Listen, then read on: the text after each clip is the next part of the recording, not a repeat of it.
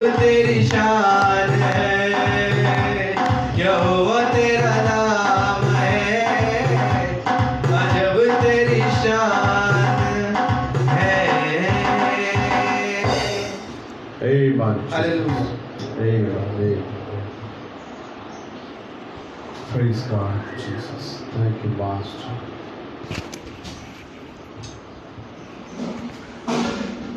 Amen. आइए हम लोग आखिरी एक सॉन्ग के अंदर जाएंगे।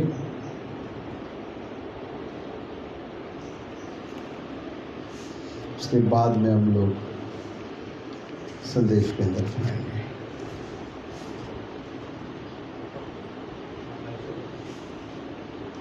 Amen, Jesus.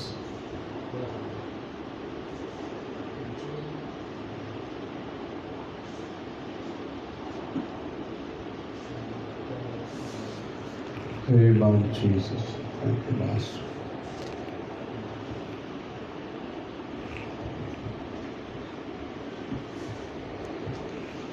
Amen, Jesus.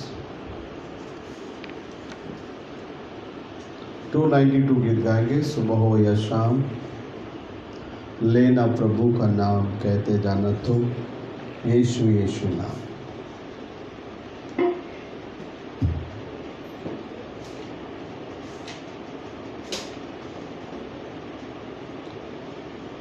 सुबह हो या शाम लेना प्रभु का नाम, कहते जाना तुम यीशु यीशु नाम। सुबह हो या शाम लेना प्रभु का नाम, कहते जाना तुम यीशु यीशु नाम। यीशु नाम, यीशु नाम, यीशु नाम, यीशु नाम। सुबह या शाम लेना प्रभु का नाम, कहते जाना तुम यीशु यीशु नाम। सुबह या शाम लेना प्रभु का नाम, कहते जाना तुम यीशु यीशु नाम। यीशु नाम, यीशु नाम, यीशु नाम, यीशु नाम। बिगड़ी बनाने वाला यीशु, राह दिखाने वाला यीशु, बिगड़ी बनाने वाला यीशु, राह दिखाने वाला यीशु, सारे दुखों को दूर करेगा, हृदय में शांति आनंद भरेगा।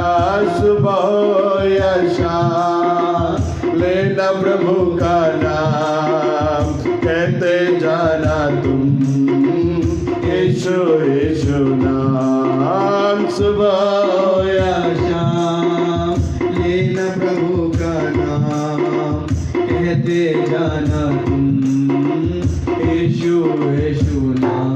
यीशु नाम, यीशु नाम, यीशु नाम, यीशु नाम। जीवन जल की नदियाँ यीशु है, जीवन की रोटी यीशु मसीह है। जीवन जल की नदियाँ यीशु है, जीवन रोटी यीशु मसीह है। देर करो ना जल्दी आओ, आकर जीवन जल भी पाओ। सुबह या शाम लेना प्रभु का नाम, कहते जाना तुम यीशु यीशु नाम। सुबह हो या शाम लेना प्रभु का नाम कहते जाना तुम यीशु यीशु नाम यीशु नाम यीशु नाम यीशु नाम यीशु नाम सुबह हो या शाम लेना प्रभु का नाम कहते जाना तुम यीशु यीशु नाम सुबह हो या शाम लेना प्रभु का नाम कहते जाना तुम यीशु यीशु नाम यीशु नाम यीशु नाम यीशु नाम यीशु नाम। आइए हम लोग संदेश के अंदर आगे बढ़ेंगे। संदेश के अंदर जाने से पहले हम लोग दुआ करेंगे। हमारे बीच में भाई प्रदीप है, वो प्रार्थना करेंगे। Jesus thank you master. Thank you Lord, thank you प्रभु। आपका अनुग्रह कृपा अब तक बना रखा प्रभु, अब तक संभाला प्रभु, ये आपका अनुग्रह कृपा है प्रभु। आपका पुत्र माँ पे संभाला प्रभु, आपके पंख के नीचे हमें छुपा के रखा प्रभु, इसलिए आपका नाम को धन्यवाद देते प्रभु। आपका दया और करुणा हम पर है प्रभु, इसलिए हम जीवित है प्रभु और ये दिन देख पा रहे हैं प्रभु, इसलिए आपका नाम को धन्यवाद देते हैं। एक छोटा सा मीटिंग आरंभ से लेकर प्रभु अंत तक आप चलाना प्रभु। गीतों का द्वारा आप हमारे साथ थे प्रभु, आपका उपस्थिति हमें दिखाया प्रभु, इसलिए आपका नाम को धन्यवाद देते हैं प्रभु। आगे का जो मैसेज होगा प्रभु आपकी ओर से होने देना प्रभु। वचन के द्वारा हमसे बातें करना प्रभु, वचन के बीज हमें बोना प्रभु और जड़ पकड़ने देना प्रभु, और एक फलदायक झाड़ प्रभु आप हमें बनाना प्रभु। जैसा पवित्र आप थे प्रभु, वैसा पवित्र आपको दुल्हन को बनाना प्रभु। Thank you Lord Jesus. आपका मुख का प्रकाश प्रभु हमको चमकाना प्रभु, और प्रभु जाने अनजाने में कुछ हमसे पाप हुआ होगा प्रभु, हमें क्षमा करना प्रभु। आपका लहू, आपका शुद्ध लहू से प्रभु हमें धोकर प्रभु शुद्ध करना प्रभु। ये बर्तन गंदा हो चुका है प्रभु, इसमें प्रभु आपका तेल प्रभु, आपका पवित्र आत्मा का अभिषेक प्रभु उंडेल देना प्रभु। जैसा दानियल में प्रभु एक उत्तम आत्मा वास करता था प्रभु, वही उत्तम आत्मा प्रभु, पवित्र आत्मा प्रभु हम सब के अंदर प्रभु वास करने लायक प्रभु आप हमें बनाना प्रभु। हमारे इच्छा के अनुसार नहीं प्रभु, आपके वचन के अगुवाई के अंदर हमें चलने के लिए मदद करना प्रभु। आप चलाना, आप लेके चलना प्रभु। आगे का पूरा समय आपके हाथ में सौंपता हूं प्रभु। छोटी सी दुआ प्रभु यीशु मसीह के नाम से मांगता हूं। भाई अब लोग कलाम की ओर आगे बढ़ेंगे।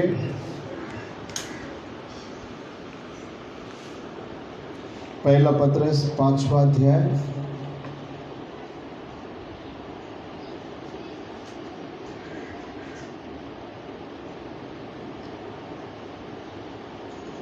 आठवां वचन को पढ़ेंगे। सचेत हो और जागते रहो क्योंकि तुम्हारा विरोधी शैतान गरजने वाले सिंह के समान इस खोज में रहता है कि किसको फाड़ खाए। और प्रकाशित वाक्य 12वां अध्याय 12वां वचन।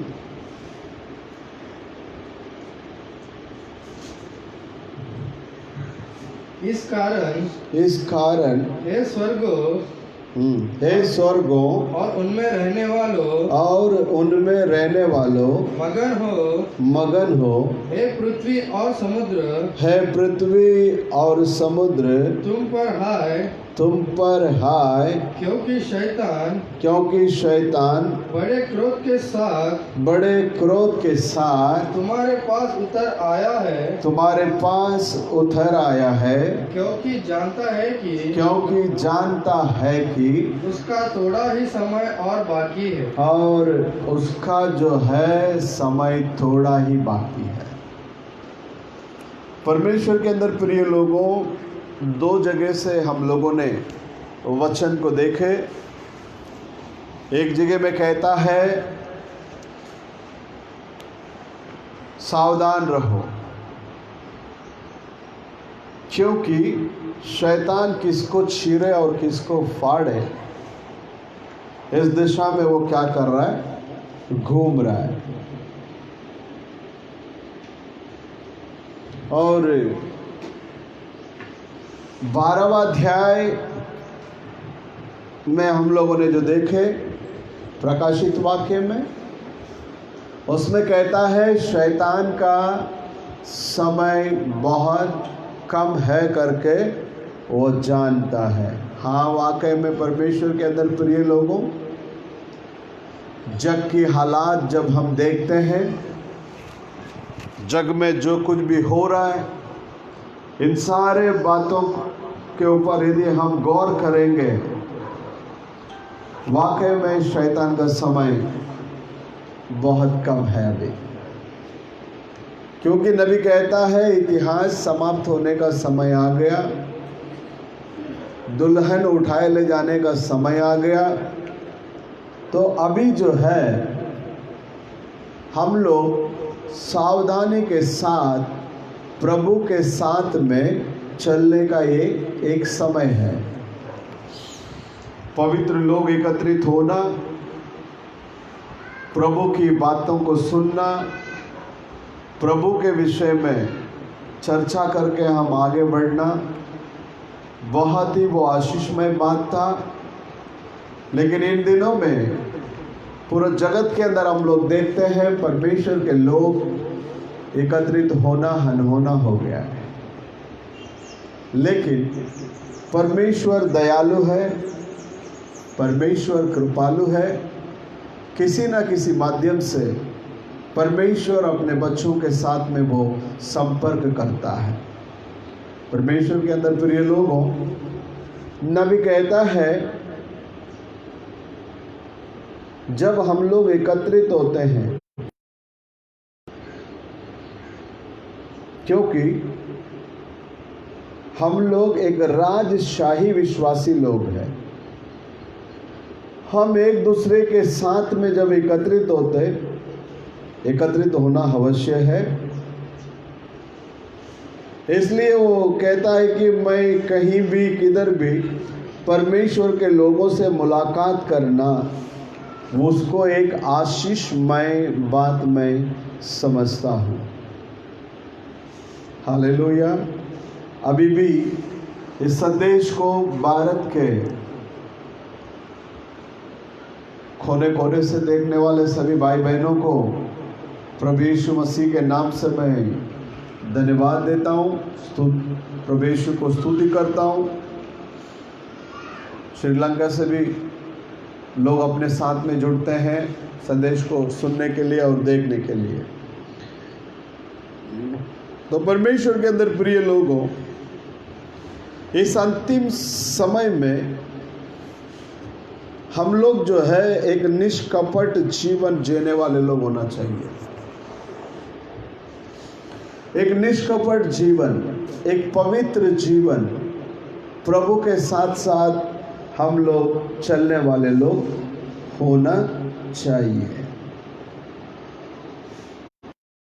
का बीज वचन के अंदर किसी भी प्रकार का मिलावट को नहीं लेकर आना चाहिए। जो वचन की पवित्रता है, जो प्योरिटी है, उस वचन को हम लोग ऐसे ही क्या करना चाहिए, पालन करना चाहिए। नबी कहता है शब्द ही मूल बीज है, वचन ही मूल बीज है। तो परमेश्वर के अंदर प्रिय लोगों, इस अंतिम समय में परमेश्वर का अभिषेक को पाया हुआ बीज का चिन्ह,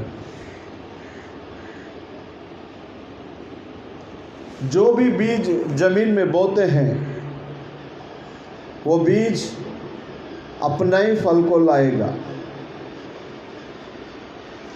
और उसको पानी देना कैसा है करके हम लोग जानते हैं।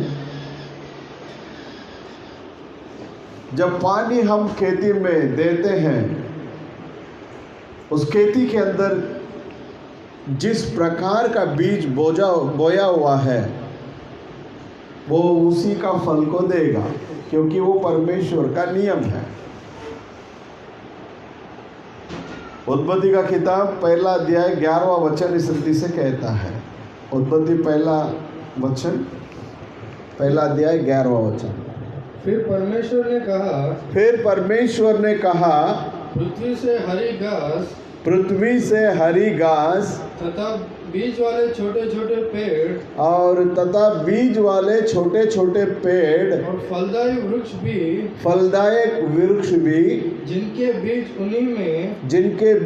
उन्हीं में एक एक की जाति के अनुसार है पृथ्वी पर उगे और वैसा ही हो गया। 12 को भी पढ़ना बेटा। इस प्रकार पृथ्वी से हरी घास और छोटे छोटे पेड़ जिनमें अपनी अपनी जाति के अनुसार बीज होता है और फलदायक वृक्ष जिनके बीज एक एक की जाति के अनुसार उन्हीं में होते हैं उगे। और परमेश्वर ने देखा कि अच्छा है। तो परमेश्वर के अंदर प्रिय लोगों, यहाँ शास्त्र लेख में हम लोग देखते हैं पृथ्वी पर जो है घास और अपने अपने जाति के अनुसार बीज को उत्पन्न करने वाले सारे झाड़ पौधों को प्रभु ने क्या किया, अपने अपने जाति के हिसाब से, अपने अपने बीज के हिसाब से फल को देने के लिए सारा वृक्ष को उसने क्या किया, उगवाया। उग कर जब आया तो शास्त्र ले कहता है वो अच्छा है करके प्रभु ने देखा। परमेश्वर के अंदर प्रिय लोगों, मत्ती रचित सुसमाचार 7वां अध्याय में 20वां वचन कहता है, 7:20।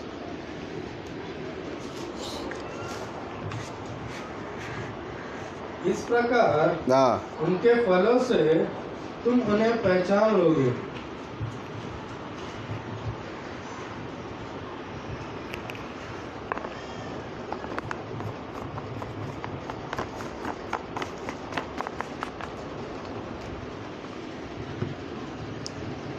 इस प्रकार उनके फलों से तुम उन्हें पहचान लोगे। तुम उन्हें क्या करोगे, पहचान लोगे।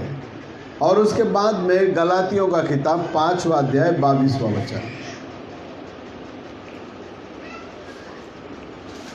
हे बात पर आत्मा का फल प्रेम आनंद शांति धीरज कृपा भलाई विश्वास नम्रता और संयम है। यहाँ हम लोग देखते हैं हर एक झाड़ अपना अपना फल को क्या करेगा, देगा। और गलातियों के किताब के अंदर हम लोग देखते हैं 5वां अध्याय 22 और 23 के अंदर ये सारे गुण जो है, ये सारे फल जो है मसीहत की ज़िंदगी के अंदर दिखने में आना चाहिए। यदि दूल्हा रूपी पेड़ में ये सारा फल दिखने में आया है तो दुल्हन रूपी पेड़ के अंदर में भी इन सभी फलों को दिखने में आना अवश्य है। इब्रानियों का पुस्तक 6वां अध्याय 7 और 8 को पढ़ना। जीसस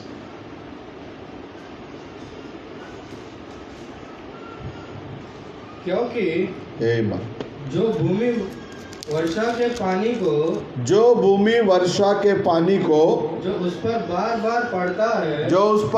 बार पड़ता है पी पीकर जिन लोगों के लिए वह ज्योति बोई जाती है, ज्योति और उनके काम का साग पात उग जाती है, वह परमेश्वर से आशीष पाती। और वो परमेश्वर से क्या पाती है, आशीष पाती है। देख लेना, जो खेती के अंदर जो बारिश गिरता है उसे वो पीकर, और उस खेती में जो लोग जोतते हैं, जो लोग बोते हैं, उनके लिए जो फलों को देता है वो खेती जो है परमेश्वर से आशीष को पाया हुआ है, पाएगा करके लिखा है। और ये सारे पानी को पीने के बाद में भी कांटे ऊँट कटेरे को जब वो पैदा करता है, वो जमीन लायक नहीं है और वो श्रापित के योग्य है, और जलाया जाना ही उसका क्या है, अंत है। तो परमेश्वर के अंदर प्रिय लोगों, ये बारिश जो है हम सब लोगों को मालूम है, ये पवित्र आत्मा है। ये पवित्र आत्मा दोनों जनों के ऊपर आता है। एक तरफ दुल्हन के ऊपर भी आता है और दूसरी तरफ संस्थाओं के ऊपर भी आता है। हमारे लिए अलग अभिषेक और उनके लिए अलग अभिषेक ऐसा नहीं है। पवित्र आत्मा तो सेम है। नबी कहता है जो बीज के लिए जो बारिश गिरी वही बारिश ईंधन के लिए भी गिरी और ऊँट कटोरों के लिए भी गिरी। तो परमेश्वर के अंदर प्रिय लोगों, यदि उस पवित्र आत्मा को दुल्हन पाता है या दुल्हन पाती है, तो 5वां अध्याय गलातियों का किताब के अंदर 22-23 में जो कहा गया, ये सारे फलें दुल्हन के अंदर में दिखने में आना चाहिए। अगर ये फल नहीं आता, ये फल नहीं दिखता, मतलब कुछ तो गड़बड़ है, देख लेना। उसके बाद में हम लोग देखते हैं हर एक वृक्ष जो है अपने अपने जाति के हिसाब से वो फल को देगा। तो परमेश्वर के अंदर प्रिय लोगों, हम मसीह लोग हैं। पवित्र आत्मा के जो फलें हैं, पवित्र आत्मा के द्वारा जो मिलने वाला जो फलें हैं, उसको हम लोग जान लेना बहुत ही ज़रूरत है। एक मसीहत की ज़िंदगी के अंदर की पहचान वही है, वो किस तरह का व्यक्ति है करके, कितना आत्मा में वो बना है करके, वही चीज़ जो है उसको आइडेंटिफिकेशन करा के देता है। और परमेश्वर के अंदर प्रिय लोगों, एक विरोध का बीज शब्द एदेन के अंदर बोया गया है। उसके बारे में वचन इस रीति से कहता है, उत्पत्ति का किताब 3 अध्याय 4 वचन। तब सर्प ने स्त्री से कहा, तब सर्प ने स्त्री से कहा, तुम निश्चय ना मरोगे, तुम निश्चय ना मरोगे। देख लेना कैसा विरोध की बातें आता है। ये कैसा विरोध की बात है।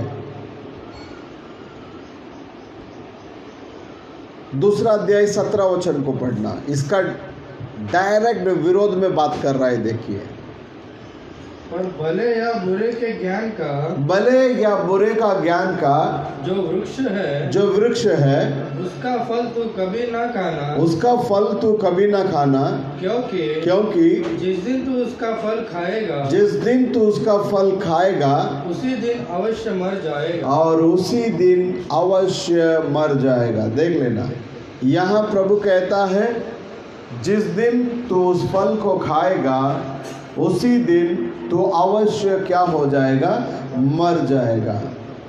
और इसका डायरेक्ट विरोध में शैतान किस रीति से बात करता है, देखिए।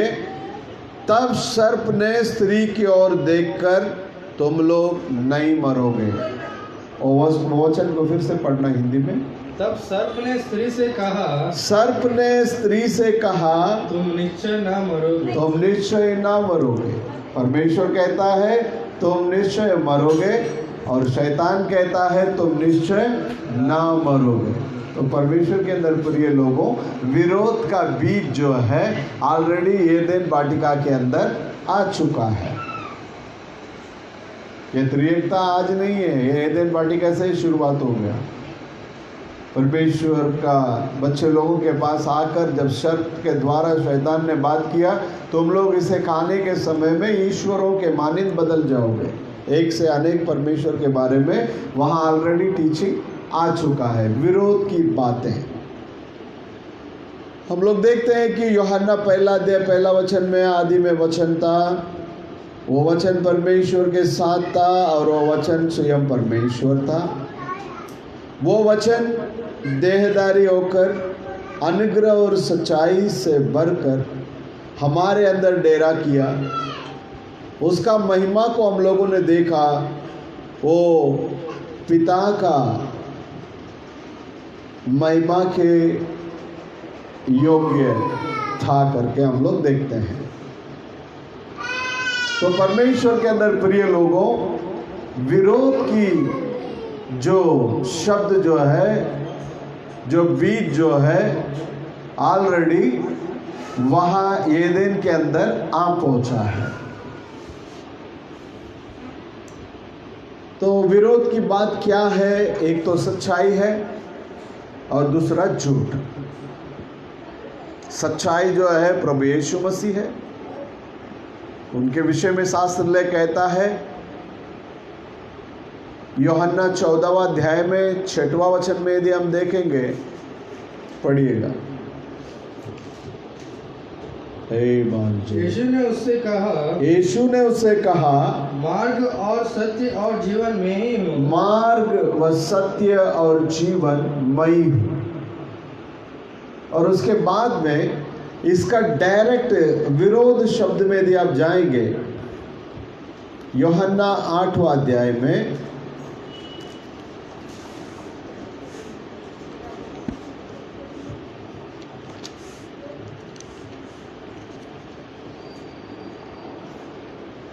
44 को पढ़ना। तुम अपने पिता शैतान से हो, तुम अपने पिता शैतान से हो और अपने पिता की लालसाओं को, और अपने पिता के लालसाओं को पूरा करना चाहते हो।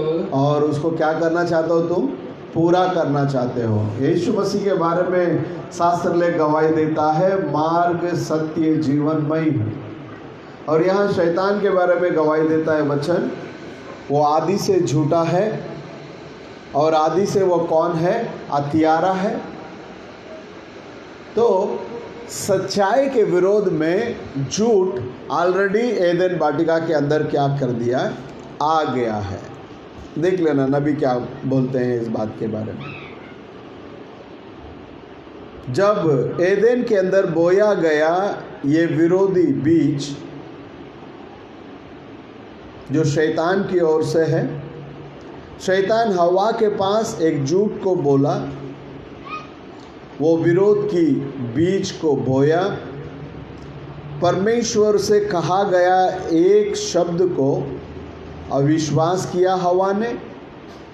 इसके वजह से सारे मानव जाति के अंदर मरण, बीमारी और सभी प्रकार के परेशानियों का वो कारण बन गया। एक शब्द को विश्वास करना, अविश्वास करना,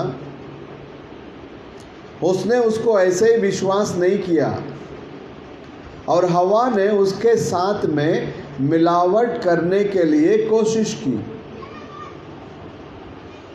किसी भी बातों को परमेश्वर के वचन के साथ में मिलावट नहीं करना चाहिए। वचन वचन के रूपी में ही होना चाहिए, क्योंकि वही मूल बीज है। परमेश्वर अनंत है क्योंकि परमेश्वर वचन है। आदि में वचन था, वचन परमेश्वर के साथ था और वह वचन स्वयं कौन है? परमेश्वर है। परमेश्वर और उसका वचन एक ही है। उसके बारे में जरा सोच कर देखिए। एक दिन में परमेश्वर इस संसार को न्याय करेगा, किसी भी देश के कानून से नहीं, किसी कलीसिया के कानून से न्याय नहीं करेगा। परमेश्वर अपने वचनों से इस संसार को क्या करेगा? न्याय करेगा। कोई भी संस्था के कानून से कभी नहीं वो न्याय कर सकता, क्योंकि प्रत्येक संस्था जो है परमेश्वर के वचन से डायरेक्ट ऑपोजिट में वो लोग क्या कर दिए? चला गए। परमेश्वर के अंदर प्रिय लोगों, शास्त्र लेख में यदि हम देखते हैं रोमियो का किताब 3 अध्याय 4 वचन को, कदापि नहीं, कदापि नहीं, वरन परमेश्वर सच्चा है, वरन परमेश्वर सच्चा है, और हर एक मनुष्य झूठा ठहरे, और हर एक मनुष्य कैसा ठहरे? झूठा ठहरे। केवल और केवल परमेश्वर ही सच्चा है। इसका मतलब मनुष्य से जितने भी नियम, जितने भी संप्रदाय शुरू हुआ है, वो सारे के सारे झूठी बातें। परमेश्वर अकेला ही सच्चा है। इसके लिए किसी भी संस्था के नियमों से या कानून से न्याय होने वाला नहीं है। न्याय होगा तो परमेश्वर के केवल और केवल वचन के द्वारा ही होगा, क्योंकि मत्ती में लिखता है 24 में 35वां वचन,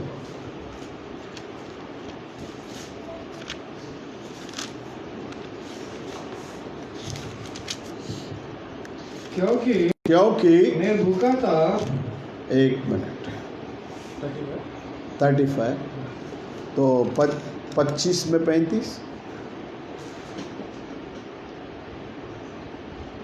ये 24 में 35 बराबर है। अभी आप 25 में पढ़ा। मैं तुमसे सच सच कहता हूँ, मैं तुमसे सच सच कहता हूँ कि जब तक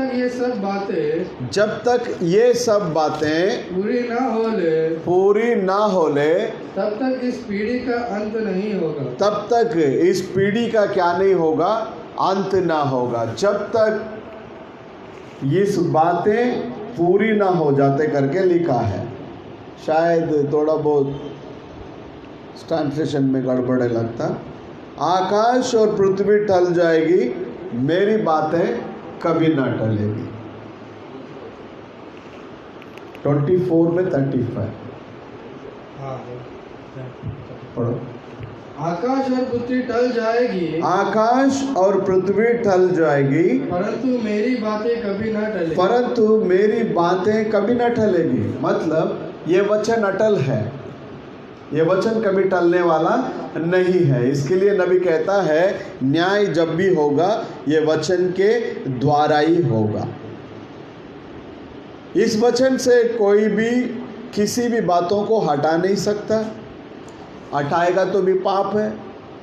और इस वचन के साथ में किसी भी बातों को जोड़ भी नहीं सकता, उसको जोड़ेगा तो भी क्या है? पाप है। परमेश्वर के अंदर प्रिय लोगों, वो जिस तरह से लिखा है उसको वैसे ही रहने दो। इसलिए या संसार को या कलीसिया को परमेश्वर न्याय करने के लिए अपने वचन को रखा है, और अपने वचन के जरिए ही वो क्या करेगा? न्याय करेगा। आइए अनुवाद का किताब 4 अध्याय 2 वचन को पढ़ेंगे। व्यवस्था विवरण 4:2।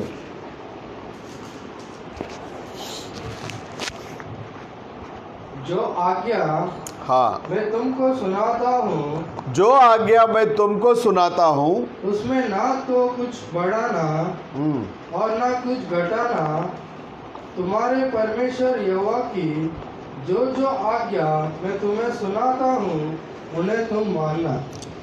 यहाँ व्यवस्था विवरण में कहता है मैं तुम्हें जो सिखाता हूँ, तुम्हारा यहोवा परमेश्वर की आज्ञाओं को पालन करने के लिए मैं तुम्हें जो सिखाया, इस वचन के साथ में ना तो कुछ जोड़ना, ना तो उसमें से कुछ कम करना। ऐसा मत करो करके शास्त्र ले कहता है। और भजन संगीत में 119वां अध्याय के अंदर 89th वर्ड, 91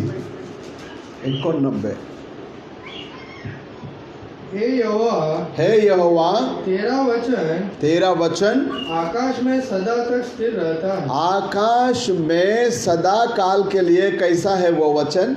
स्थिर रहता है। परमेश्वर का कलाम कहता है इसमें से ना तो कुछ हमको जोड़ना है, ना तो कुछ हमको इसमें से निकालना है। दोनों भी चीज पाप है, क्योंकि परमेश्वर का वचन आकाश में अटल है।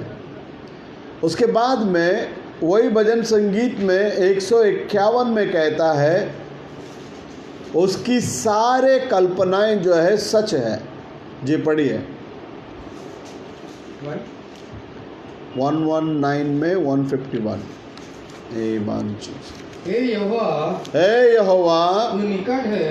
तू किधर है? अभी निकट है, क्योंकि शास्त्र में कहता है जहां 2 या 3 जन मेरे नाम से एकत्रित होते वहां उनके मध्य में मैं हूं करके। है यहोवा तू निकट है और तेरी सब आज्ञाएं सत्य है। और तेरी सब आज्ञाएं कैसी है?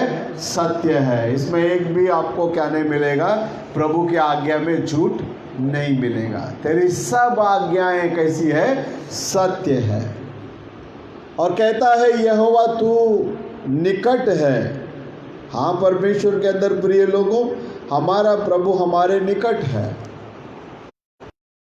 कैसे भी आपातकालीन समय होने दो, कितने भी भयानक घड़ी होने दो, हमारा प्रभु हमारे निकट है, क्योंकि उसका सारी आज्ञाएं जो है वो सत्य है। उसके बाद में हम लोग 152 में देखते हैं 152। बहुत समय से मैं तेरी चितौनियों को जानता हूँ। हाँ, कि तूने उनकी नींव सदा के लिए डाली है। उनके नींव को तूने क्या किया? सदा के लिए क्या किया है? डाली है। 152 है वो। शास्त्र ले कहता है आप अपने गवाहियों को हमेशा हमेशा खड़ा रहने के लिए स्थापित किया है करके मैं बहुत दिनों से क्या करता हूँ? जानता हूँ। इस वचन के अंदर जब आप आते हैं, इस वचन के अधीन जब आप हो जाते हैं, इस वचन को जब आप पालन करने के लिए शुरुआत करते हैं, तो प्रभु आपको संरक्षण करने के लिए हमेशा हमेशा तत्पर खड़े रहते हैं। उसके बाद में हम शास्त्र लेख के अंदर देखते हैं यशाया का पुस्तक 40वां अध्याय 8वां वचन में, यशाया 40:8। घास तो सूख जाती, घास तो सूख जाती और फूल मुरझा जाता है, और फूल मुरझा जाता है, परंतु हमारे परमेश्वर का वचन, परंतु हमारा परमेश्वर का वचन सदैव अटल रहेगा। सदैव अटल रहेगा। घास सूख जाएगा और हमारा परमेश्वर का वचन हमेशा हमेशा अटल रह जाएगा करके हम लोग शास्त्र लेख में देखते हैं। यदि परमेश्वर के अंदर प्रिय लोगों, परमेश्वर का वचन हमेशा हमेशा के लिए जब अटल रहता है, यह हमें मालूम है। इस वचन के अधीन में जब हम आ जाते हैं, इस वचन को जब हम स्वीकार करते हैं, इस वचन को जब हमारे जीवन में हम अमल करते हैं, तो हम भी अटल रह सकते हैं। आमीन। शास्त्र ले कहता है मत्ती रचित सुसमाचार 13वां अध्याय में 23वां वचन में यदि आप देखेंगे, अच्छे जमीन में बोया गया व्यक्ति जो है वचन को सुनता है उसे महसूस करता है 100 गुना, 60 गुना, 30 गुना वो फल को देता है। जो वचन को सुनता उसको महसूस नहीं आती, महसूस नहीं होता है उस वचन के विषय में, इसका मतलब वो मरा हुआ है। जो व्यक्ति वचन को सुनता है उसके बारे में शास्त्र ले कहता है अच्छे खेत में बोया गया बीज। वचन को सुनने वाला हर कोई व्यक्ति वो महसूस करता है। जब महसूस दिलाता है ये वचन, तो ये महसूस दिलाने वाला ये वचन हमें फलदायक जीवन जीने के लिए भी हमें मदद करता है। तो परमेश्वर के अंदर प्रिय लोगों, पौलुस कहता है मैंने इसे बोया, अपोल्लो इसके लिए क्या किया, पानी दिया,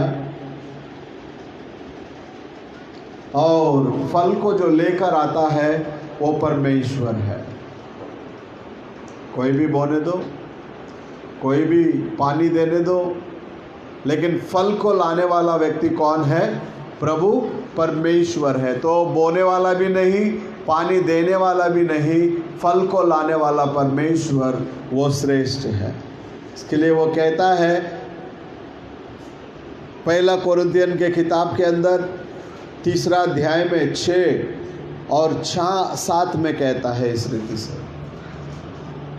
बोने वाले से भी नहीं, पानी डालने वाले से भी नहीं, और उसमें फल लाने वाला परमेश्वर ही सबके लिए सब कुछ है। जी पढ़िए। मैंने लगाया, अपुल्लोस ने सींचा, हाँ अपुल्लोस ने सींचा, परंतु परमेश्वर ने बढ़ाया। परंतु परमेश्वर ने क्या किया? बढ़ाया। इसलिए ना तो लगाने वाला कुछ है, ना तो लगाने वाला कुछ है, और ना सींचने वाला, ना सींचने वाला, परंतु परमेश्वर ही सब कुछ है। सब कुछ है। परमेश्वर ही कौन है? सब कुछ है। सबका सब कुछ परमेश्वर है। इसके लिए नबी पौलुस कहने के समय पर कहता है जब भरपूरी आ जाता है सारी कमियां क्या हो जाती है? दूर हो जाती है। क्योंकि परमेश्वर ही कौन है? सबका सब कुछ है। इसके लिए हमारा जन्म के बारे में लिखने के टाइम पत्रस लिखता है, 1 पत्रस 1 अध्याय 23वां वचन को पढ़ना।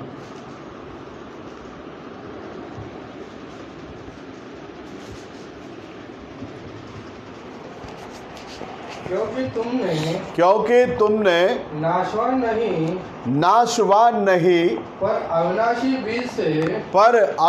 बीज से परमेश्वर के जीवते और सदा ठहरने वाले वचन के द्वारा हाँ नया जन्म पाया है। देख लेना, वापस पढ़िए उस वचन को। क्योंकि तुमने नाशवान नहीं पर अविनाशी बीज से परमेश्वर के जीवते और हम लोग नाशवान बीज से नहीं अविनाशी बीज से जन्मे हैं। हालेलुया। हम लोग नाशवान बीज से नहीं अविनाशी बीज से हम लोग क्या हुए?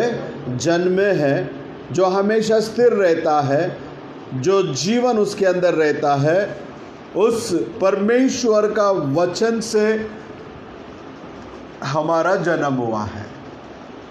किसका वचन से? परमेश्वर का वचन से, जो अविनाशी है। आकाश और पृथ्वी टल जाएगी लेकिन मेरी बातें कभी ना टलेगी करके जो बताया गया, उस वचन के द्वारा हमारा क्या हुआ है? जन्म हुआ है। उसके बाद में हम लोग शास्त्र लेख के अंदर देखते हैं प्रकाशित वाक्य 22वां अध्याय में 18वां वचन। मैं हर एक को जो इस पुस्तक की भविष्यवाणी की बातें सुनता है, भविष्यवाणी की बातों को जो सुनता है, गवाही देता हूँ। यदि कोई मनुष्य इन बातों में से कुछ बढ़ाए इन बातों में से कुछ बढ़ाए तो परमेश्वर उन विपत्तियों को जो इस पुस्तक में लिखी है उस पर बढ़ाएगा। शास्त्र ले कहता है इस पुस्तक के भविष्यवाणी वचनों को जो सुनता है उन सभी को गवाही के रूप में यहाँ एक चेतावनी मिल रहा है।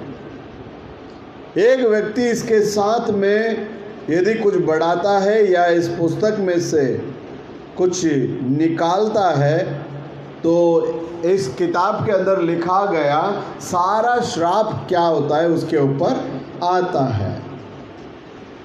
उसी में 19वां वचन को भी पढ़ना।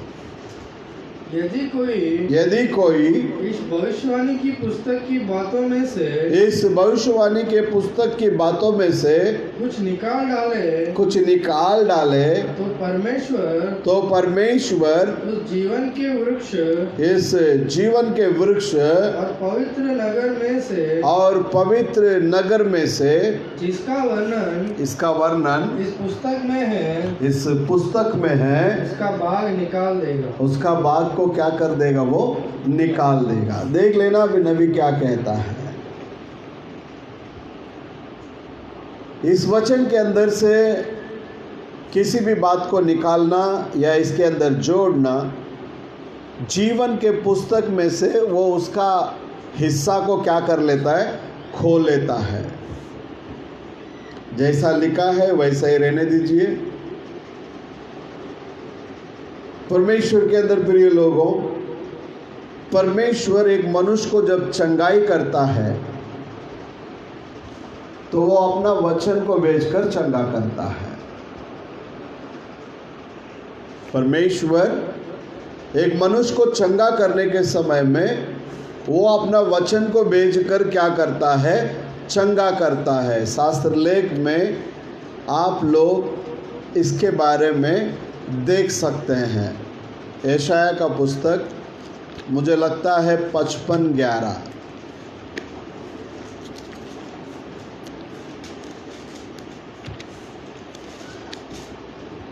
इसी प्रकार से मेरा वचन भी होगा जो मेरे मुख से निकलता है वह व्यर्थ ठहर कर मेरे पास ना लौटेगा परंतु जो मेरी इच्छा है उसे वह पूरा करेगा और जिस काम के लिए मैंने उसको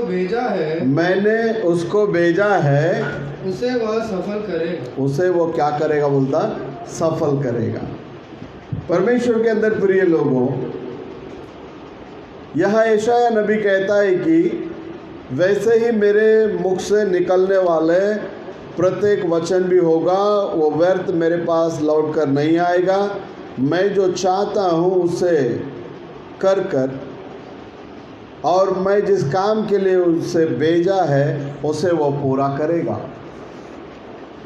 तो परमेश्वर का कलीसिया कभी सस्ता नहीं बन सकता। परमेश्वर एक मनुष्य को चंगा करने के समय में वो कहता है, एक रविवार के दिन में वो प्रचार करूँगा करके वहाँ वो प्रचार करते रहने के समय में एक स्ट्रक्चर में एक बच्ची को लेकर आया, लगभग उसका 17 साल उम्र होगा करके वो बताता है। और वो बच्ची जो है वो जिंदा नहीं रह सकती करके डॉक्टर लोगों ने बता दिया, वो मरने वाली है। जब उस मीटिंग में उस बच्ची को लेकर आया गया, उसका हालात बड़ी गंभीर था। तो नबी कहता है कि मैं मेरा कलीसिया को एक बात को सिद्ध कर बताने के लिए मैंने उस लड़की को छुआ तक नहीं। मैं अंदर आया, वो स्ट्रक्चर में थी, वहाँ और भी बहुत सारे मरीज लोग थे, लेकिन मैं उस लड़की के ऊपर गौर किया और उसके आत्मा के साथ में संपर्क किया, उसके साथ में मैं बात किया। वो बहुत ही एक अच्छी लड़की थी। वो लड़की अभी उस मरण का कुछ भी कारण मैं देख नहीं पाया, मुझे कुछ दिखा नहीं। उसका जीवन को लेने के लिए जो कोशिश कर रहा है वो शैतान था। इसलिए मैं उस लड़की को छुआ नहीं, वचन को सीधाई से प्रचार किया और वचन को वो सुनने के साथ साथ तुरंत चंगी हो गई। वो उसी समय में उठकर खड़े होकर चलने लगी और वो कहता है वो अभी भी ठीक है करके।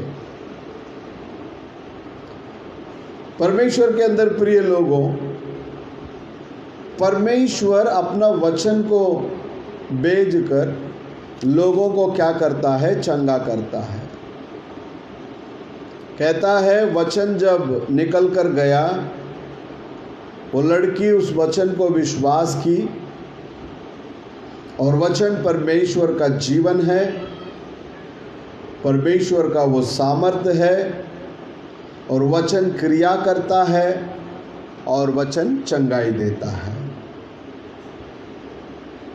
यीशु मसीह मरीजों को चंगा किए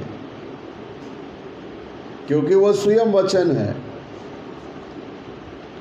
आप लोग जब वचन को स्वीकार करते हैं मतलब यीशु को स्वीकार करते हैं, क्योंकि वो यीशु ही वचन है और वही वचन क्या हुआ? देहधारी हुआ और वो एक छोटा छोटा शब्दों को भी विश्वास करना ज़रूरी है, क्योंकि वो परमेश्वर का वचन है करके हम लोग विश्वास करते हैं और दुल्हन भी वैसे ही रहेगी करके हम विश्वास करते हैं। वचन को पूर्ण रीति से वो विश्वास किया और हम भी विश्वास करना चाहिए। और दुल्हन अपने आप में वचन को पाया हुआ होना ज़रूरी है, क्योंकि वो परमेश्वर का शरीर का हिस्सा है। वो स्वयं परमेश्वर का शरीर है और परमेश्वर उसका सर है।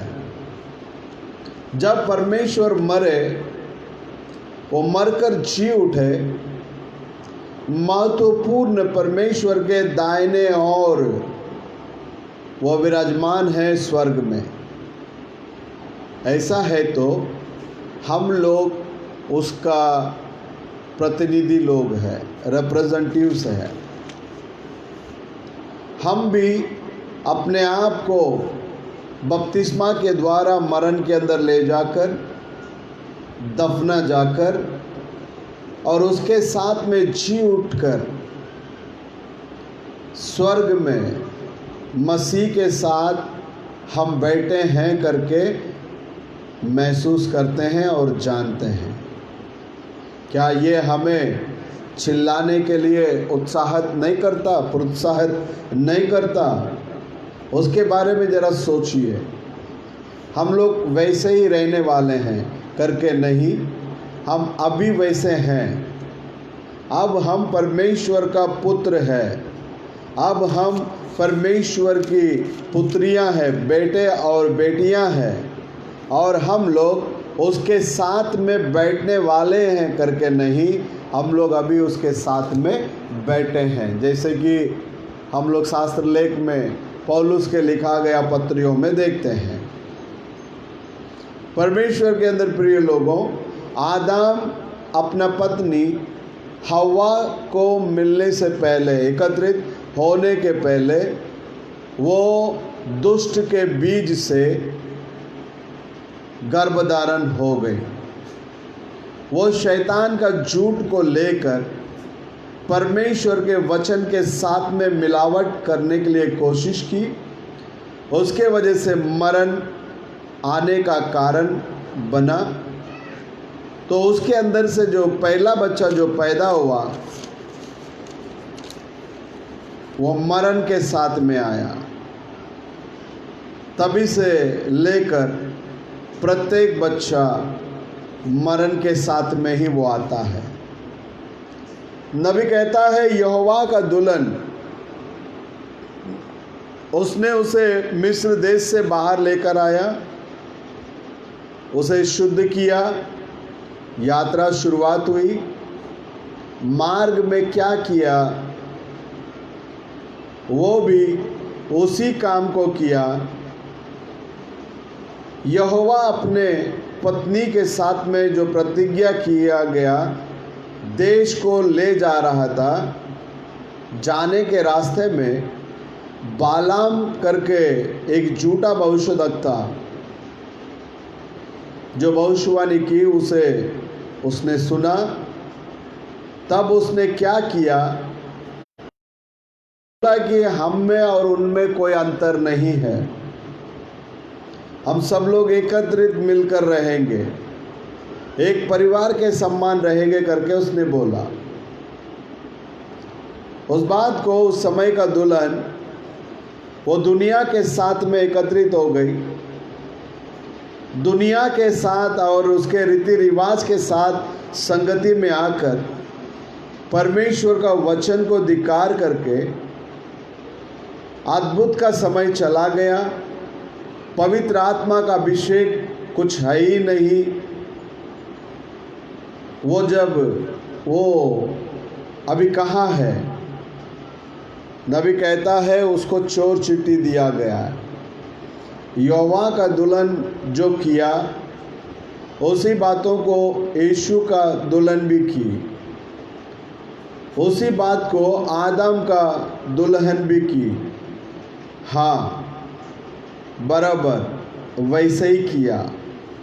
3 गवाहियों के द्वारा कोई भी बात जो है दृढ़ होता है करके शास्त्र ले कहता है। वहाँ 3 कलीसिया, 3 दुल्हन लोग हैं, वे लोग उसी काम को किए।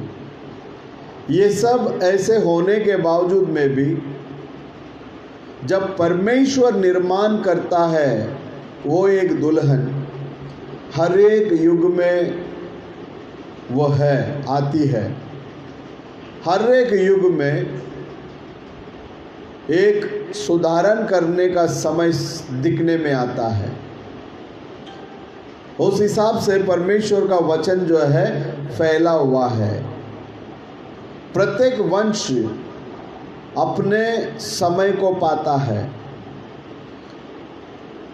उसको आप लोग गौर कीजिए। प्रत्येक युग में एक परमेश्वर का मनुष्य उठकर आता है और परमेश्वर के अग्नि से वो बरता है, उसके बाद में वो क्रिया करता है।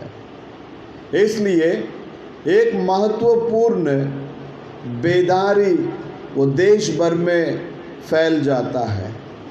उसके बाद क्या होता है, उस बेदारी के बाद वे लोग तुरंत मनुष्य के कल्पनाओं को स्वीकार कर लेते हैं, फिर उसको एक वो लोग संस्था बना देते हैं और उसको वो लोग जो है एक धर्म के रीति रिवाज के अंदर उसको अंदर लेकर आते हैं। मतलब वचन के साथ में मिलावट को वो लोग क्या कर देते हैं, इसलिए वो मर जाती है। वो वापस उठकर खड़ा नहीं होता। वैसे ही पहले भी था और अभी भी वैसे ही होगा और हर एक समय में ऐसा ही होता है। लेकिन प्रत्येक वंश में वे लोग जो पाते हैं प्रत्येक युग में नया नया परमेश्वर का वचन को उनको पाने का मौका मिलता है। उदाहरण के लिए लूथरन के समय में धर्मी किए जाना के आधीन में वो लोग आए। उसके बाद वेस्ली के नेतृत्व में पवित्र किए जाने में वो जो संदेश जब आया, उसके बाद पेंटेकोस्ट के पवित्र आत्मा का अभिषेक जो संदेश है उसके आधीन में वो लोग आए।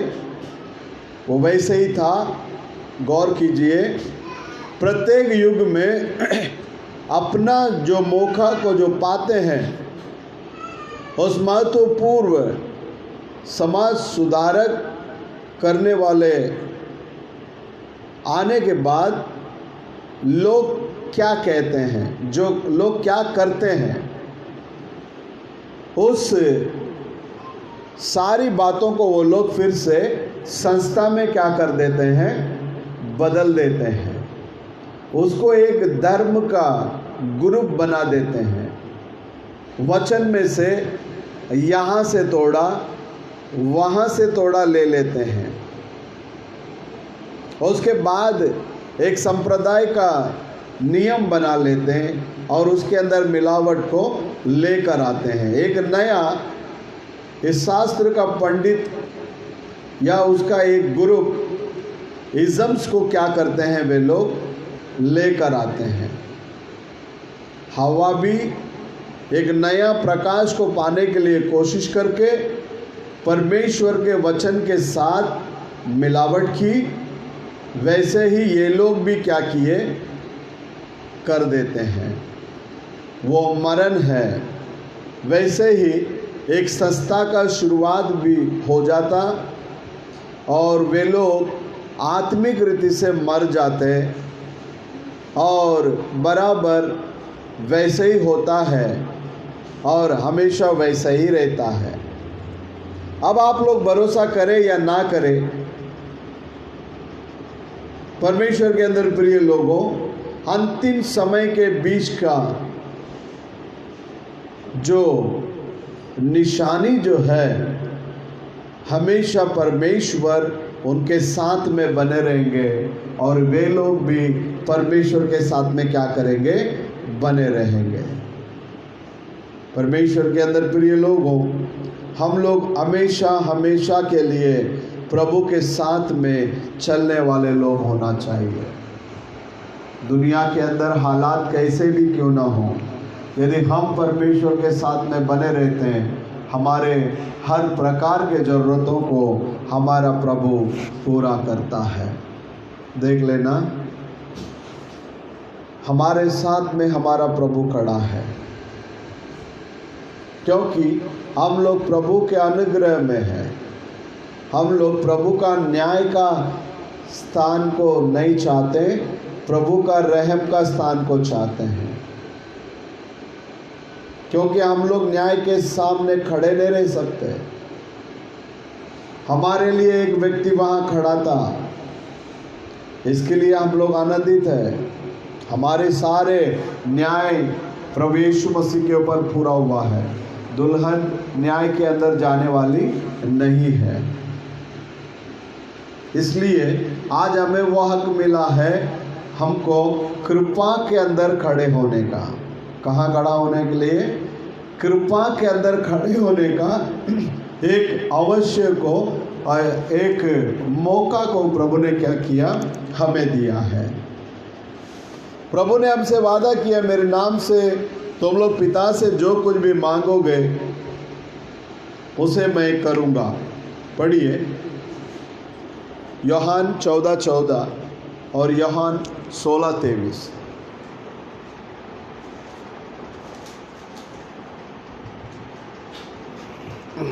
यदि तुम मुझसे मेरे नाम से कुछ मांगोगे तो मैं उसे करूँगा। प्रभु कितना सफाई से बात करता है। देखिए, मेरे नाम से तुम जो कुछ भी मुझसे मांगोगे मैं उसे करूँगा। जी 16:23।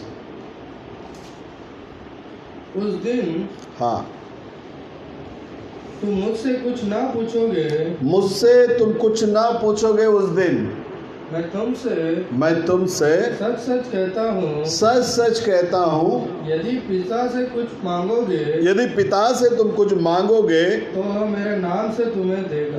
वो मेरे नाम से तुम्हें क्या करेगा? देगा। तो परमेश्वर के अंदर प्रिय लोगों, आज हम लोग जो कुछ भी मांगेंगे पिता के पास, प्रभु यीशु के नाम से जब हम मांगते हैं वो हमें देता है करके परमेश्वर का वचन हमें सिखाता है।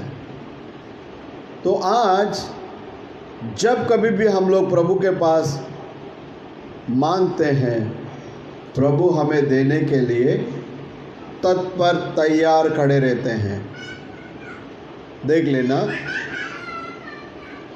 शास्त्र लेख हमें कहता है कि मत्ती 25 में 40 को पढ़ना।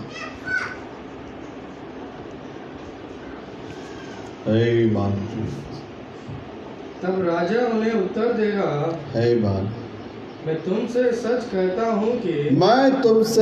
कहता हूँ कि तुमने जो मेरे इन छोटे छोटे भाइयों में से किसी एक के साथ किया वह मेरे ही साथ किया। ओ, किसके साथ किया बोलता?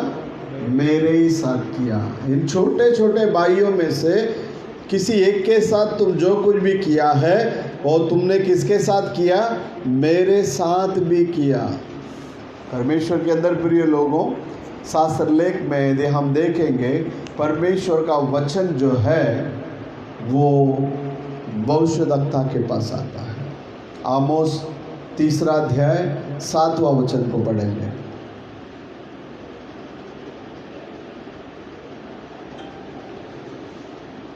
इसी प्रकार से प्रभु यहोवा अपने दास भविष्यद्वक्ताओं के ऊपर अपना मर्म बिना प्रकट किए कुछ भी क्या नहीं करेगा। तो परमेश्वर के अंदर प्रिय लोगों, जो कुछ भी बातें हैं वो अपना दास भविष्यद्वक्ताओं को क्या करता है? वो प्रकट करता है। देखिए, एक सच्चाई है तो उसके सामने एक झूठ भी रहता है। परमेश्वर इस संसार के अंदर किस तरह का वंशावली को लेकर आना चाहते थे करके मलाकी से यदि आप पूछेंगे, मलाकी क्या कहता है? देखिए,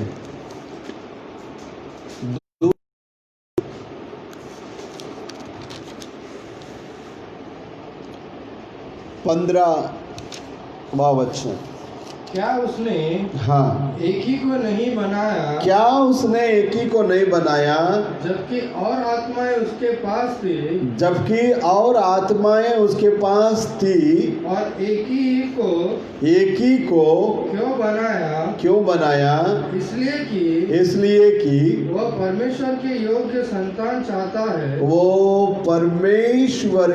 योग्य संतान क्या करता है? चाहता है। क्यों उसने एक ही को बनाया? शास्त्र लेख कहता है उसको कैसा संतान चाहिए था? परमेश्वर के योग्य संतान चाहिए था। लेकिन क्या हुआ? एदेन वाटिका के अंदर ऑलरेडी क्या हो चुका है? वहाँ मिलावट हो चुका है।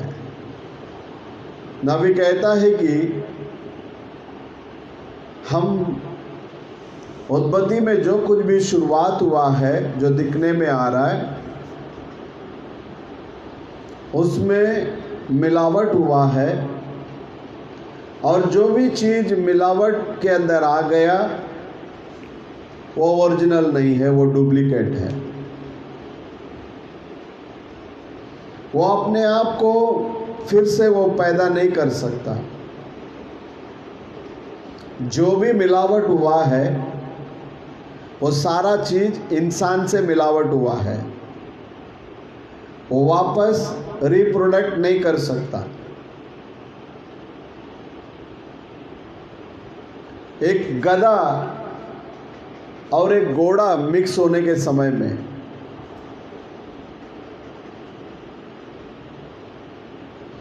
एक गधा और एक घोड़ा मिक्स होने में कच्छर पैदा होता है। इसको यदि हम उदाहरण में लेंगे, एक कच्छर दूसरा कच्छर को पैदा नहीं कर सकता और उस कच्छर को मालूम भी नहीं है उसका माँ कौन है और उसका पिताजी कौन है, क्योंकि वो मिलावट है। इसी रीति से मानव जाति के अंदर मिलावट आ गया। उस मिलावट आने के वजह से ही आप देख सकते हैं एशाया में बात करने के टाइम प्रभु बात करता है व्यभिचार करने वाला और वेशी को पैदा हुआ वंश करके। इसके बाद में आप नया करार में भी देख सकते हैं यूहन्ना ये सांप के बच्चों करके बात करता है, आने वाले क्रोध से तुम कैसे बचोगे करके वो बात करता है। तो परमेश्वर के अंदर प्रिय लोगों, इसी रीति से ये मिलावट आने के वजह से पूरा मानव जाति किसके अंदर चला गया? पाप के अंदर चला गया है। अब वो कहता है कि एक गौ या जवारी को ले लो, उसको मिलावट करने के बाद वो क्या होता है, वो एक बड़ा बीज को लेकर आता है। आप खाना चाहते हैं तो बहुत ही खुशी के साथ खा सकते हैं, लेकिन उसमें क्या होता है कि उसको आप वापस बोएंगे तो वापस उसका रिप्रोडक्ट नहीं होगा। एक मिलावट चीज दोबारा अपने आप को पैदा नहीं कर सकता है। वैसे ही परमेश्वर के लोग वचन को छोड़कर जब चले जाते हैं, दूसरे चीज़ों में जब मिलावट हो जाते हैं, वो निश्चित रूप में मरना ही मरना है और मरना अवश्य है, क्योंकि वो दोबारा रिप्रोडक्ट के अंदर दोबारा अपने आप को पैदाशी करने में वो लेकर नहीं आ सकता। परमेश्वर का वचन को विश्वास करने के लिए जो कोई कलीसिया धिक्कार करता है और संप्रदाय को और रीति रिवाज को अपने कलीसिया के अंदर ले लेता है, तो वो मिलावट का काम बन जाता है। जब कलीसिया के अंदर मिलावट आ जाती है, कदापि वो परमेश्वर के आत्मा से भरा हुआ एक बच्चे को उत्पन्न नहीं कर सकता, क्योंकि वहाँ मिलावट आ गया और वो अच्छा नहीं है। हो सकता है वो बड़ा हो सकता है, बड़े बड़े दीवारें हो सकती है, बहुत अच्छे अच्छे कुशन वाले चीज़ों में वे लोग बैठ सकते हैं, कलीसिया में बहुत बड़ा घंटी हो सकता है, बहुत लग्जरी लाइफ हो सकता है। वो सब कोई बात नहीं है, वो आत्मिक रीति से मरा हुआ है। इसलिए वो आत्मा से भरा हुआ बच्चे लोगों को पैदा नहीं कर सकता, क्योंकि वो मरा हुआ है। तो परमेश्वर के अंदर प्रिय लोगों, परमेश्वर को बहुत बड़ी बिल्डिंग की ज़रूरत नहीं है, बहुत बड़ी झुंड की ज़रूरत नहीं है। छोटी सी झुंड भी क्यों ना हो, वो मरा हुआ दिशा में नहीं होना चाहिए, वो जिंदा जीवित दिशा में क्या करना चाहिए? दिखने में आना चाहिए। तो परमेश्वर के अंदर प्रिय लोगों, हम लोग परमेश्वर के अंत के दिनों में अभी हम लोग आकर पहुंचे हैं। इस अंत के दिनों में परमेश्वर ने बोला कि जो जो होगा वो सारी बातें क्या कर रहा है? पूरा हो रहा है। तो ये पूरा होने के इस समय के अंदर हम लोग जितना हो सके उतना ही पवित्रता के अंदर आगे बढ़ेंगे। हमारी नज़र को यहाँ वहाँ ना ताकेंगे, ये कलीसिया बड़ा है, वो कलीसिया बड़ा है, इस कलीसिया में चमत्कार हो रहा है, उस कलीसिया में चमत्कार हो रहा है। नहीं, आपका नज़र को प्रभु यीशु मसीह के ऊपर रखिए। एक वचन को पढ़िए, मैं समाप्त करता हूँ। श्रेष्ठ भागों को हम लोग अगले हफ्ते में देखेंगे। निर्गमन 3 अध्याय 5वां वचन।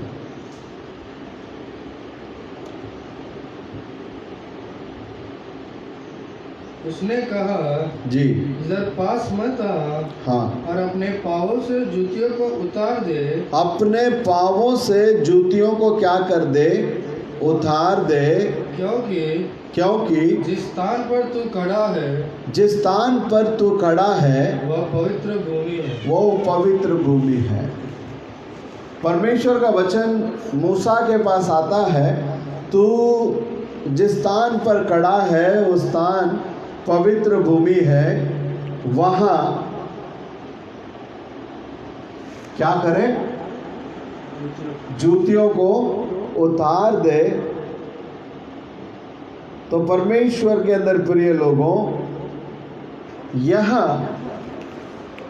पवित्रता के बारे में प्रभु बात कर रहा है। नबी कुछ बातों को बोलता है, हम देखेंगे यहाँ। पुराने युग के स्केटल को, हड्डी को स्केटल ही बोलते हैं ना, स्केलेटन, ये जो तुम्हारा हड्डी का जो चाचा जो है, उसको वो लोग खोद कर क्या करते हैं, निकालने के बाद में भी उसमें से कुछ भी वो लोग प्रूफ नहीं कर सकते।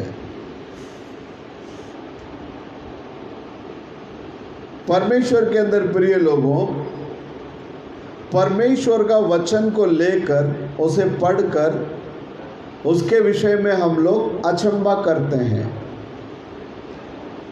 लेकिन हम उसके विषय में अचंभा नहीं करना चाहिए, क्योंकि इस वचन को आप व्याख्यान नहीं कर सकते, केवल इसे विश्वास करना चाहिए। विज्ञान, साइंस के रीति से कोई भी मनुष्य परमेश्वर को सिद्ध नहीं कर सकता, प्रूफ नहीं कर सकता। यदि विज्ञान के द्वारा आप परमेश्वर को प्रूफ कर सकते हैं, तो वो विश्वास के जरिए हुआ करके नहीं होगा, क्योंकि हम लोग परमेश्वर को विश्वास करने वाले होना चाहिए। और विश्वास जो है वो वैज्ञानिक रूपी से सिद्ध नहीं है।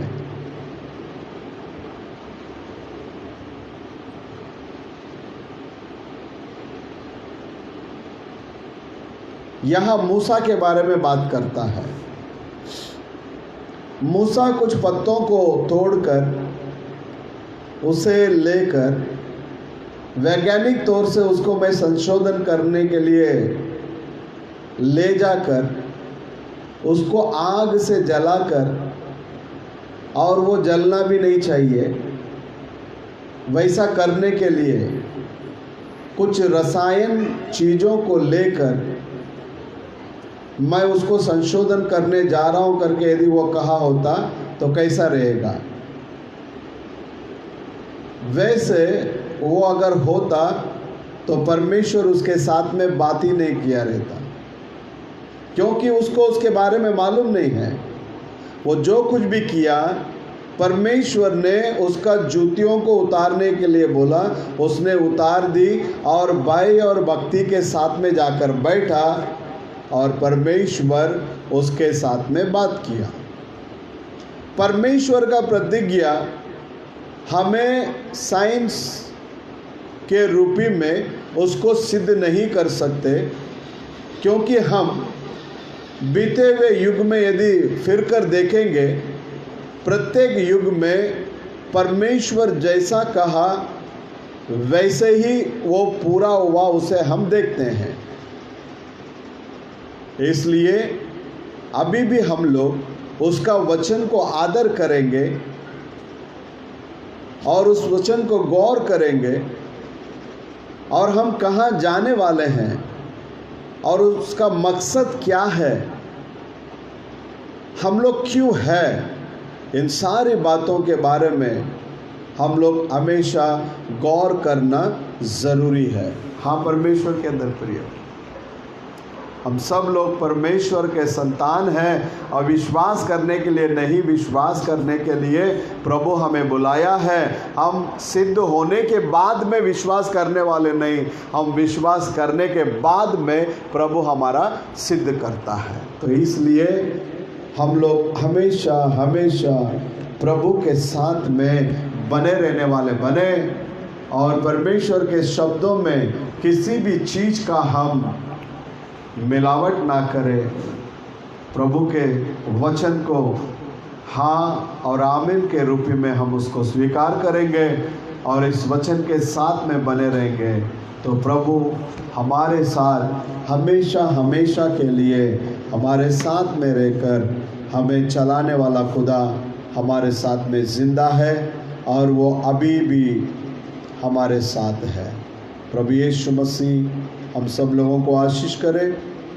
तो आइए हम लोग प्रार्थना करेंगे। स्तुति प्रभु जी, धन्यवाद लॉर्ड।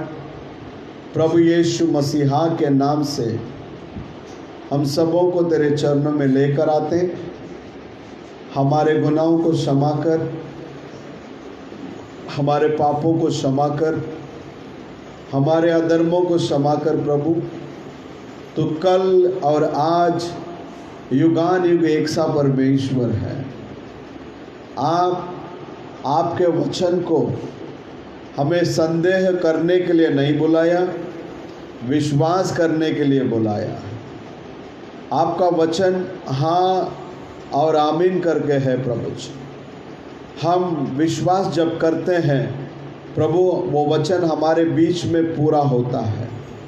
आज भी तो वही खुदा है जो अब्राहम, इसहाक, याकूब को चलाकर ले आया। आज भी तो वही परमेश्वर है प्रभु जी। हम विश्वास करते हैं आप हमारे साथ हैं।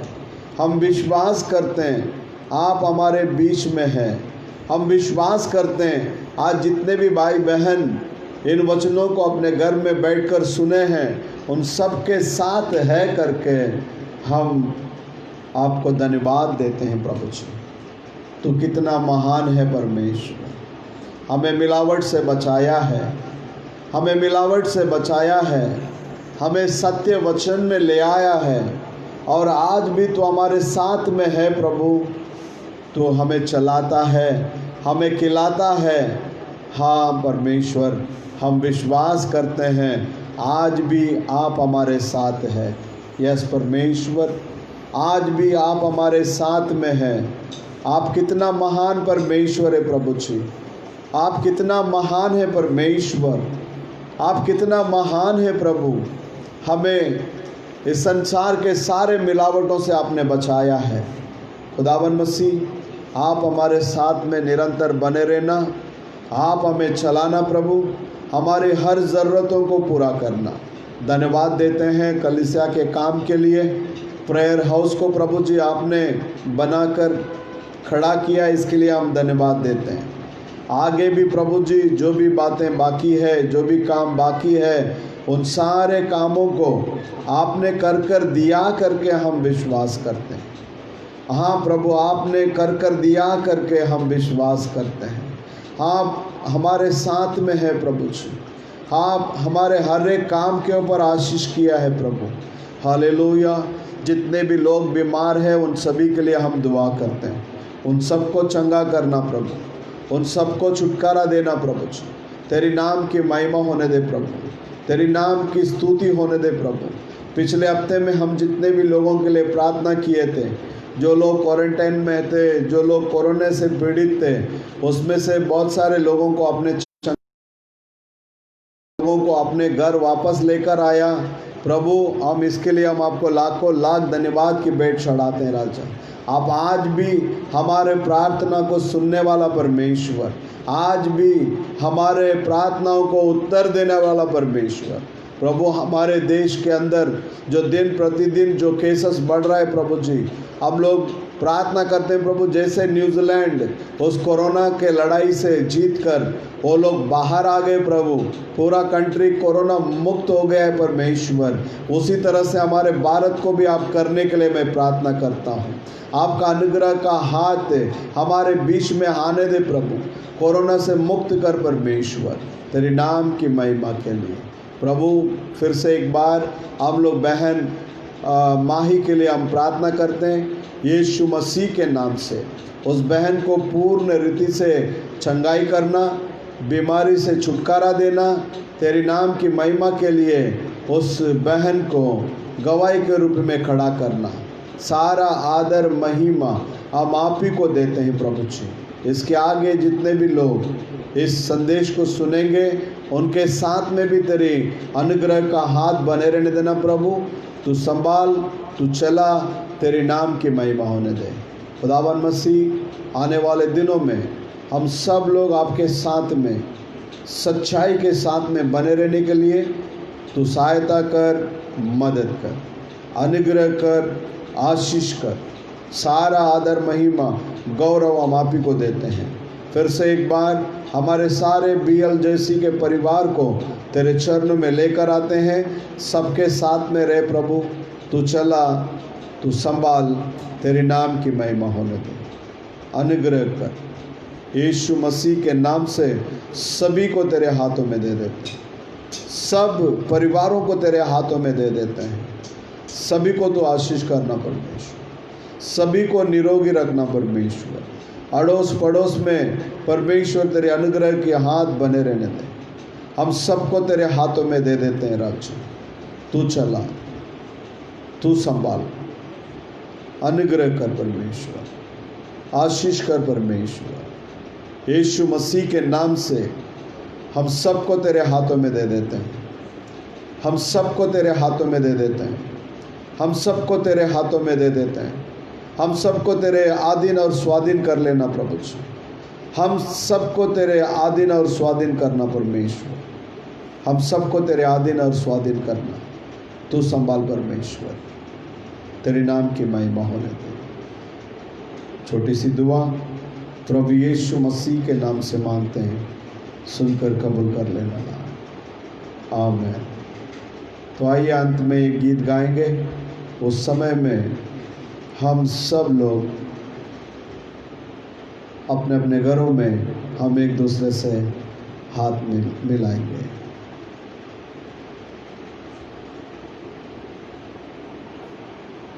आमीन।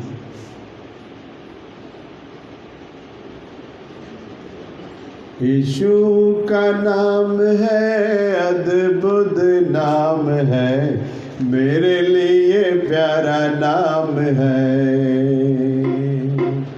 यीशु का नाम है, अद्भुत नाम है, मेरे लिए प्यारा नाम है। पापियों से प्यार करता, पापों से उद्धार देता, पर वो प्यारा नाम है। पापियों को प्यार करता, पापों से उद्धार देता, पृथ्वी पर वो प्यारा नाम है। यीशु का नाम है, अद्भुत है, मेरे लिए प्यारा नाम है। यीशु का नाम है, अद्भुत नाम है, मेरे लिए प्यारा नाम है। मेरे लिए प्यारा नाम है, मेरे लिए प्यारा नाम है। प्रभु यीशु मसीह का प्रेम, उनका अनुग्रह और उनके आशीष उनके आगमन तक हम सब लोगों के साथ में बने रहे। और कलीसिया कहे आमीन। सबको जय मसीह की। प्रभु यीशु मसीह आप सब लोगों के साथ में बने रहे। आमीन।